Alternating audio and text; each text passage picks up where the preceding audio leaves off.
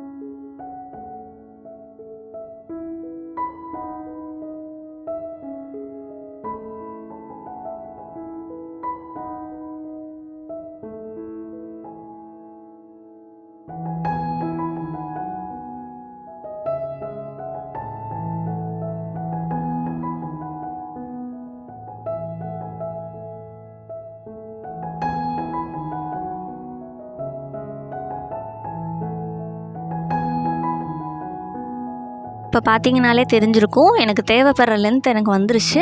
இதுக்கப்புறம் நான் அதை கண்டினியூஸாக போட போட என்ன ஆகும் அப்படின்னா எனக்கு வந்து அது கொஞ்சம் பெண்ட் ஆக ஆரம்பிக்கும். ஸோ உங்களுக்கு பார்த்தாலே தெரிஞ்சிருக்கும் எனக்கு இப்போ லைட்டாக பெண்ட் ஆகிருக்கு. இன்னும் நான் ஒரு 2 ரவுண்ட் போட்டுட்டேன் அப்படின்னா எனக்கு நல்லா பெண்ட் ஆகி தெரிஞ்சிருக்கும். ஸோ ஃபுல்லாக அந்த அடுத்து காட்டுறேன் பாருங்கள்.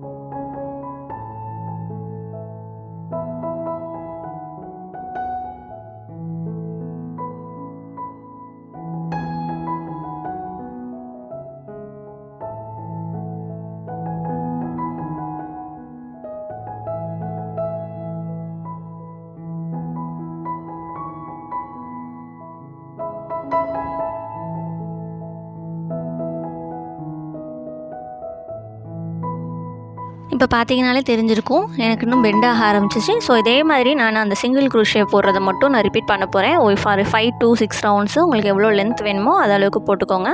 ஸோ போட்டுட்டு நெக்ஸ்ட்டு நம்ம உள்ளே இருக்க பேக் லூப்குள்ளே நம்ம ஒர்க் பண்ண போகிறோம். ஸோ நம்ம ஆல்ரெடி ஆக்டோபஸ்க்கு செஞ்சோம்ல அதே ப்ரொசீஜர் தான், அதே மாதிரியே தான் ஃபாலோ பண்ண போகிறோம். ஸோ போட்டதுக்கப்புறம் நம்ம பேக் லூப்க்கு போடணும். ஸோ பேக் லூப்பில் போட ஆரம்பிக்கும் போது நான் உங்களுக்கு காட்டுறேன் பாருங்கள்.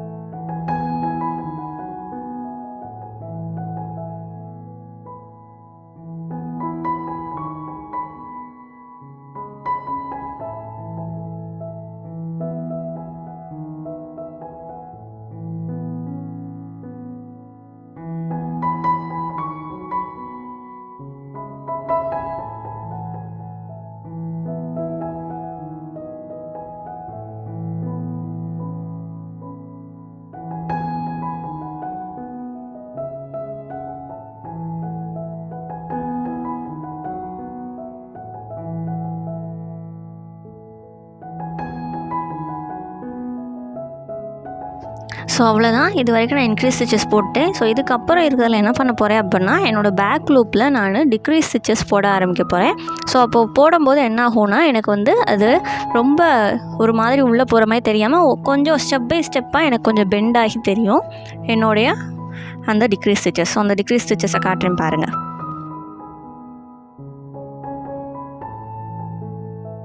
ஸோ டிக்ரீஸ் ஸ்டிச்சஸ் போட்டதுக்கப்புறம் எப்பயும் போல் ஒரு ரவுண்ட் நான் வந்து நார்மல் சிங்கிள் க்ரூஷே போட்டிருக்கேன். போட்டுட்டு அதுக்கப்புறம் நீங்கள் கண்டினியூஸாக டிக்ரீஸ் ஸ்டிச்சஸ் வந்து போடலாம். ஸோ அப்போ ஒவ்வொரு ரவுண்ட்லேயும் பார்த்தீங்கன்னா அது உங்களுக்கு நீட்டாக இருக்கும் பார்க்க. ஸோ அப்போ அதில் அடுத்த டென்டக்கிள்ஸ் போட்டுட்டு கீழே ஜெல்லி ஃபிஷ்க்குரிய நம்ம அந்த லாங் டென்டக்கிள்ஸை போட ஆரம்பிக்கலாம். ஸோ இப்போ அந்த டென்டக்கிள்ஸ் போடும்போது காட்டுறேன் பாருங்கள். ஸோ அதுக்குள்ளே அந்த டிக்ரீஸ் ஸ்டிச்சஸ் போட்டு நம்ம உள்ள ஸ்டஃபிங்ஸ் எல்லாம் வைக்கணும். ஸோ இன்னும் கொஞ்சம் நான் க்ளோஸ் பண்ணிவிட்டு நான் என்னுடைய ஸ்டஃபிங்ஸ் வந்து ஃபில் பண்ண போகிறேன். ஸோ அதுக்கு நான் டிக்ரீஸ் ஸ்டிச்சஸை வந்து போட்டு முடிச்சுக்கிறேன். ஸோ இது டிக்ரீஸ் ஒரு 2 சிங்கிள் க்ரோஷே. ஸோ அதே மாதிரி போடலாம். இல்லை அப்படின்னா நீங்கள் ஒரு டிக்ரீஸ் ஒரு சிங்கிள் க்ரோஷே மறுபடியும் டிக்ரீஸ் அது மாதிரியும் போடலாம். இல்லைனா ஒரு டிக்ரீஸ் 2 சிங்கிள் க்ரோஷே அந்த கவுண்டிங்ஸ்லேயும் போடலாம். ஸோ நம்ம கொஞ்சம் கொஞ்சமாக போட்டு என்ன பண்ணணும் அப்படின்னா, அந்த ரவுண்டை வந்து க்ளோஸ் பண்ண ட்ரை பண்ணணும்.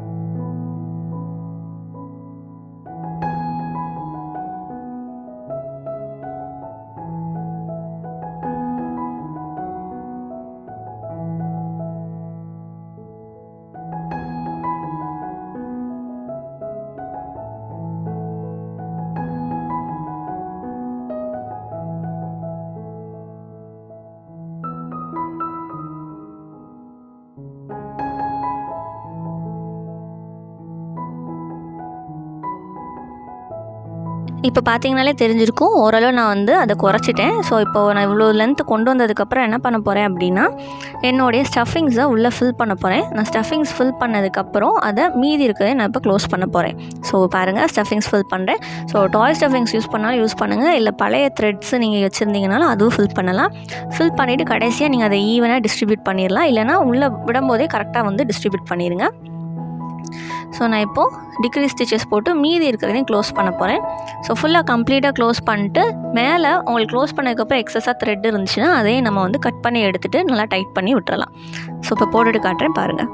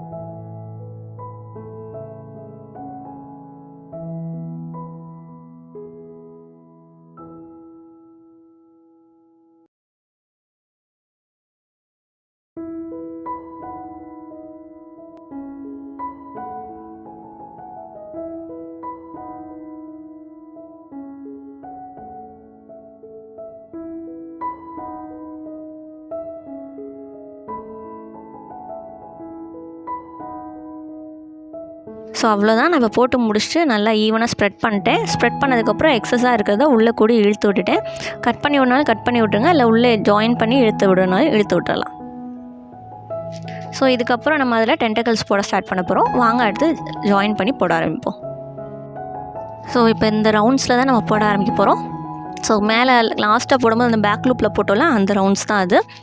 ஸோ இப்போ ஒரு decrease, normal, single crochet, so அது மாதிரி போட்டு நான் கொண்டு வந்திருக்கேன். ஸோ இப்போ இதில் நான் எங்கே போட போகிறேன் அப்படின்னா, ஸோ நம்மளோட ஸ்டார்டிங் பாயிண்ட் இந்த பிளேஸில் தான் போட போகிறேன். ஸோ அங்கேருந்து நீங்கள் உங்களுக்கு டென்டக்கிள்ஸோடைய அந்த லெக் மாதிரி வரும்ல, ஸோ ஜெல்லி ஃபிஷ்ஷை சுற்றி, ஸோ அந்த லென்த்துக்கு வந்து நீங்கள் உங்களுடைய ஹெட்டு சைஸுக்கு ஏற்றாப்பில், அதாவது நீங்கள் இப்போ செஞ்சுருப்பீங்கள்ல, ஸோ அந்த இதோடைய ஹெட் சைஸ்க்கு ஏற்றாப்பில் நீங்கள் ஸ்டிச் போட்டுக்கலாம்.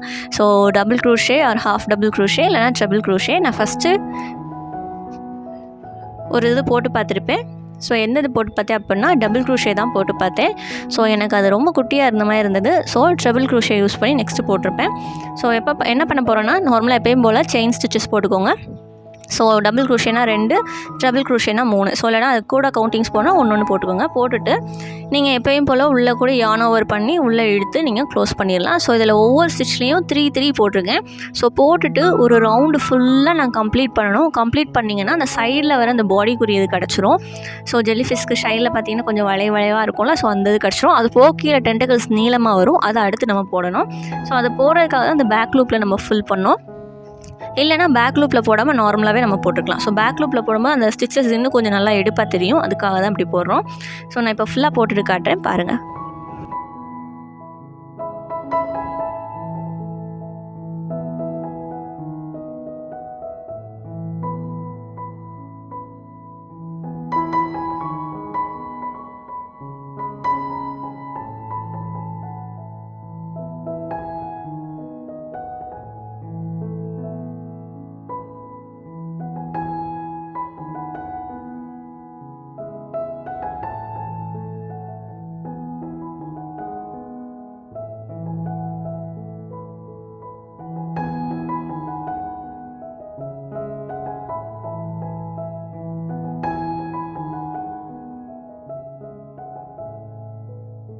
ஸோ ஒன்று போட்டுட்டேன் பாருங்கள். இதே மாதிரி தான் அடுத்தும் போட போகிறேன். ட்ரிபிள் க்ரோஷேலையும் 2 தடவை யான் ஓவர் பண்ணி நீங்கள் உள்ளே கூடி இழுத்து 3 ஸ்டிச்சஸ் போட்டு கடைசியில் அகெயின் 3 செயின் ஸ்டிச்சஸ் போட்டு அதை க்ளோஸ் பண்ணிடுங்க. க்ளோஸ் பண்ணிட்டீங்க அப்படின்னாலே உங்களுக்கு கிடைக்கும். ஸோ இதே மாதிரி ஒரு ரவுண்டு ஃபுல்லாக போடணும். ஸோ போட்டு முடிச்சுட்டு உங்களுக்கு நெக்ஸ்ட் இருக்கிறத காட்டுறேன் பாருங்கள்.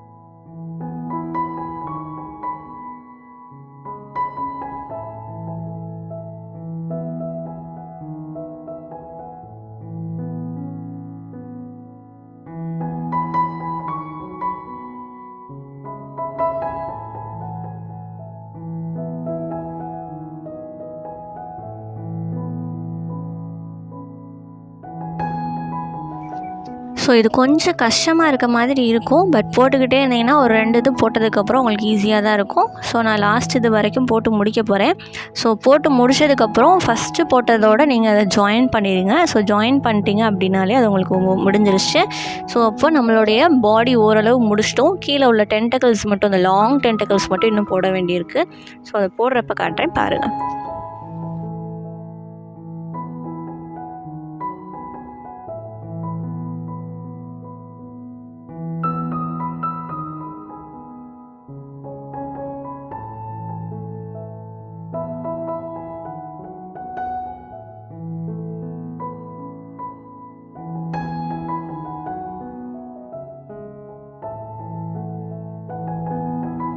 நம்ம இப்போ அதை முடிச்சிட்டோம்.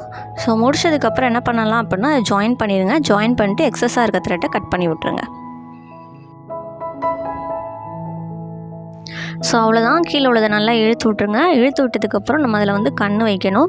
ஸோ இப்போயே கண் வச்சிடலாம். ஸோ நான் அந்த இன்க்ரீஸ் ஸ்டிச்சஸ் போட்டு ஸ்டார்ட் பண்ண இடத்துல ஒரு டாட் வச்சுருந்தேன் முதலேவும். ஸோ அந்த இடத்துலையே நான் வைக்க போகிறேன். ஸோ அதுக்கு முன்னாடி நீங்கள் அந்த ஸ்டஃபிங்ஸை ஈவனாக வச்சுருங்க. வச்சுட்டு டாய் ஐ நீங்கள் தனியாக கேட்டிங்கனாலே கிடைக்கும். ஸோ இந்த மாதிரி பேஸ்ட் பண்ணுற மாதிரி இருக்கும். இல்லைனா ஸ்க்ரூ மணிக்கும் கொடுத்துருப்பாங்க. ஸோ அதில் உங்களுக்கு எது கிடைக்குதோ அதை உங்களுக்கு ஈஸியாக இருக்கிறத வாங்கிக்கோங்க. ஸோ இப்போ போட்டுட்டு நான் இதுக்கு மவுத்துக்கு வந்து த்ரெட்டு யூஸ் பண்ணி தான் போட்டிருக்கேன். ஸோ அதையும் போட்டதுக்கப்புறம் நம்ம டென்டக்கிள்ஸ் போட ஆரம்பிக்கலாம்.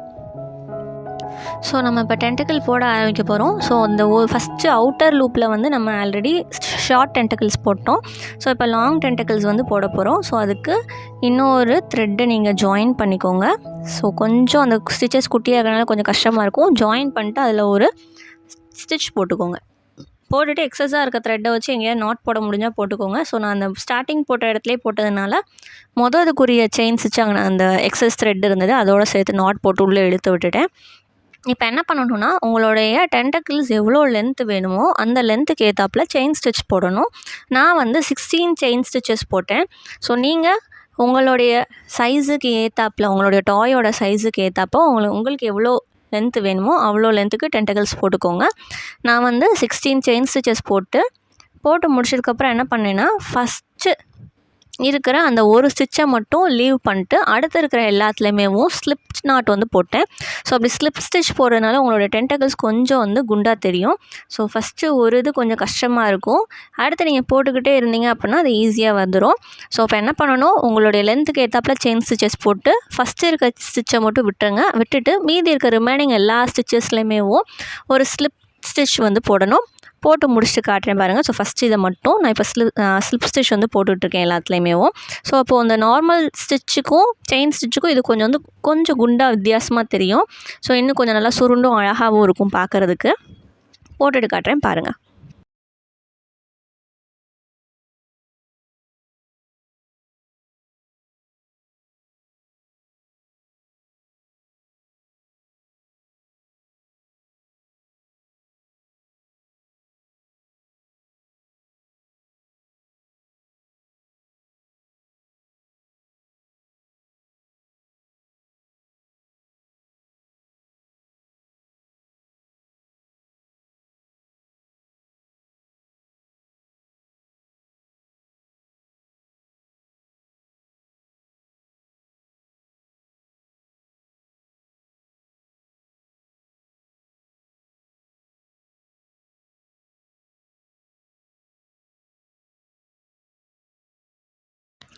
ஸோ இப்போ பார்த்தீங்கனாலே தெரியும், ஃபுல்லாக நான் போட்டு முடிச்சுட்டு லாஸ்ட் செயின் வரைக்கும் போட்டுட்டு அடுத்து என்ன பண்ணணும்னா நெக்ஸ்ட்டு ஒரு 3 லூப்புக்கு லீவ் பண்ண போகிறோம். ஸோ அந்த கீழே அந்த பேக் ஸ்டிச்சில் நம்ம போட்டிருப்போம்ல அந்த டிக்ரி ஸ்டிச் அந்த லூப்பை சும்மா ப்ளைனாக விட்டால் நல்லா இருக்காது. ஸோ அதனால் என்ன பண்ண போகிறோன்னா ஸ்லிப் ஸ்டிச் வரிசையாக அந்த இடத்துல நீங்கள் எவ்வளோ தூரத்துக்கு ப்ளைனாக போட போகிறீங்களோ, அதாவது அடுத்த டென்டக்கிள் வரப்போதோ அவ்வளோ டிஸ்டன்ஸுக்கு நான் வந்து ப்ளைனாக தான் ஒரு ஸ்லிப் ஸ்டிச் மட்டும் போட்டிருப்பேன்.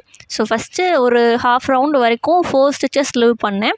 அடுத்து கொஞ்சம் கேப் வந்து இல்லாத மாதிரி நமக்கு அந்த டென்டக்கிள்ஸ் நிறையா தெரியணும். 15 to 20 நீங்கள் எவ்வளோ கவுண்டிங்ஸ் வேணாலும் போட்டுக்கலாம். ஸோ அதுக்கேற்றாப்புல நான் அந்த ஸ்லிப்பு இப்போ போடுறோம்ல இதை வந்து நான் குறைச்சிக்கிட்டேன். ஸோ ஃபஸ்ட்டு ஒரு 4 போட்டிருப்பேன், அடுத்ததில் தான் 3 தான் போட்டிருப்பேன். ஸோ நான் இவ்வளோ லென்த்துக்கு விட்டதுக்கப்புறம் திரும்ப என்ன பண்ண போகிறோன்னா அடுத்த டென்டக்கிள் போட போகிறோம். ஸோ இதே மாதிரி நீங்கள் டென்டக்கிள் அந்த எண்டு வரைக்கும் ஃபுல்லாக போட்டு முடிச்சிடலாம். ஒரு 10 to 15 டென்டக்கிள்ஸ் வந்து வரணும் உங்களுக்கு. ஸோ அதே மாதிரி தான் 16 செயின் ஸ்டிச்சஸ், ஒரே ஒரு செயின் மேலே இருக்கிறத மட்டும் விட்டுட்டு அடுத்து இருக்க எல்லாத்துலேயுமே ஸ்லிப் ஸ்டிச்சு. ஸோ இதே மாதிரி அடுத்ததுக்கு போகும்போது 4 or 3 வந்து நார்மல் ஸ்லிப் ஸ்டிச் அடுத்ததில் போடணும். திரும்ப செயின் ஸ்டிச் ஒன்று லீவ் பண்ணிட்டு மீதி இருக்கிறத ஸ்லிப். இதே மாதிரியே கண்டினியூஸாக ஃபுல்லாக போட்டுட்டு காட்டுறேன் பாருங்கள்.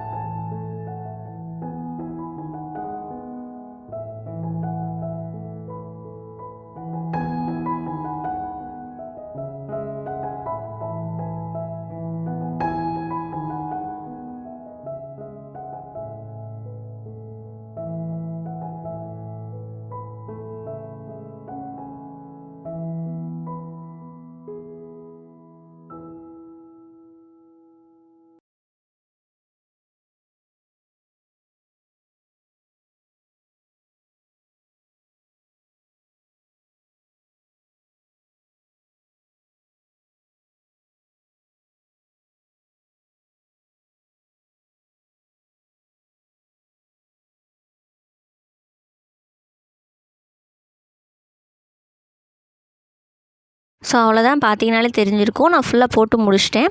ஸோ அந்த லாஸ்ட் ரவுண்டில் போட்டுட்ருக்கேன். ஸோ போட்டு முடிச்சதுக்கப்புறம் என்னுடைய த்ரெட் ஆக்சுவலாக நான் யூஸ் பண்ணியிருக்கிறது காலியாக போகுது. ஸோ அந்த லாஸ்ட் எக்ஸஸாக இருக்கிறதையும் அந்த சென்டரில் ஒரு செயின் ஸ்டிச் மாதிரி நீளமாக போட்டு அதுலேயும் ஓரளவு ஸ்லிப் செயின் வந்து பாதி வரைக்கும் போடுறது தான் இருந்தது. ஸோ அது வரைக்கும் போட்டு முடிச்சிட்டேன். ஸோ அது வித்தியாசமாக எனக்கு தெரில, நீங்கள் கம்ப்ளீட்டாக போடுறதுனாலும் போட்டுக்கோங்க. ஸோ இது போட்டுட்டு நீங்கள் ஹேங்கரில் தொங்க விடுற மணிக்கு வேணும்னா அதோடைய ஹெட்டில் நீங்கள் செயின் ஸ்டிச்சஸ் போட்டு தொங்க விட்டுக்கலாம். இல்லை நீங்கள் டாய் மணிக்கு யூஸ் பண்ண போகிறீங்கன்னா இதை அப்படியே வச்சிடலாம். ஸோ நான் ஃபுல்லாக டென்டேக்கிள் போட்டு எக்ஸஸாக இருக்க த்ரெட்டெல்லாம் கட் பண்ணி விட்டுட்டு காட்டுறேன் பாருங்கள் எப்படி இருக்குன்றதை. கண்டிப்பாக மறக்காமல் கமெண்ட் பண்ணுங்கள். ஸோ இதே மாதிரி நீங்களும் ட்ரை பண்ணி பாருங்கள். இதே மாதிரி வீடியோஸ் வேணும்னா எங்கள் சேனலை மறக்காமல் சப்ஸ்கிரைப் பண்ணிடுங்க. ப்ரீவியஸாக போட்ட வீடியோஸையும் செக் பண்ணி பாருங்கள்.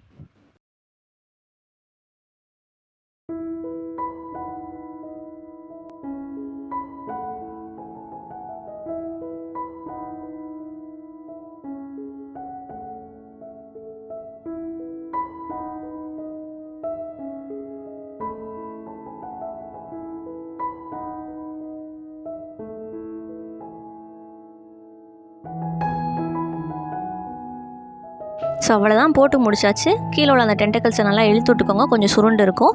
ஸோ நம்மளுடைய ஜெல்லி ஃபிஷ் ரெடி. தேங்க்யூ.